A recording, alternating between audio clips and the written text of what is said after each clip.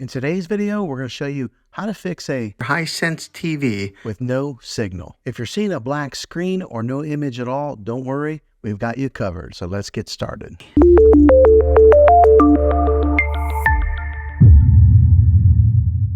Step 1, check your connections. First things first, let's check all the connections, ensure that all the cables are securely plugged in, and this includes the HDMI cables, power cables, and any other connections that you might have. After you've done that, let's move on to the next step. Step 2, select the correct input source. Next, let's make sure that your TV is set to the correct input source. Using your remote, press the source or the input button to cycle through the available inputs until you find the one that your device is connected to. If you have multiple devices connected, make sure you're selecting the right one.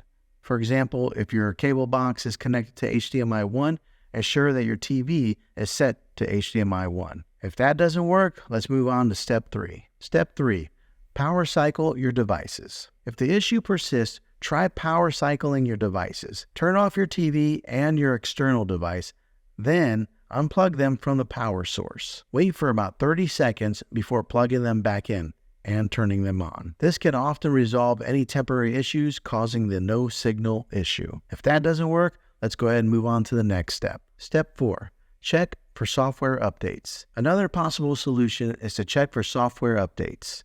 On your TV, go to Settings menu, then select Support and Software Update. If there's an update available, follow the on-screen instructions to install it. Depending on the year and model of your TV, this may look a little different.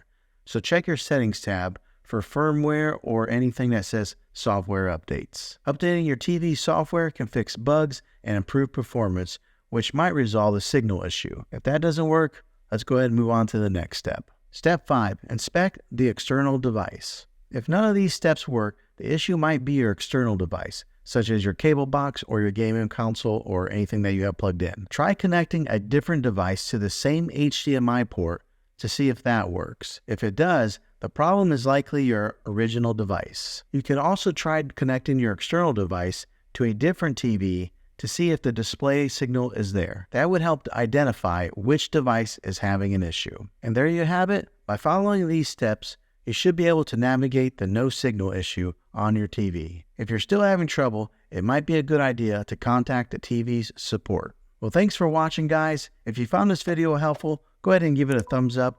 Go ahead and subscribe to my channel. I make tech videos all the time, and I would love to have you back in the next one. Take care.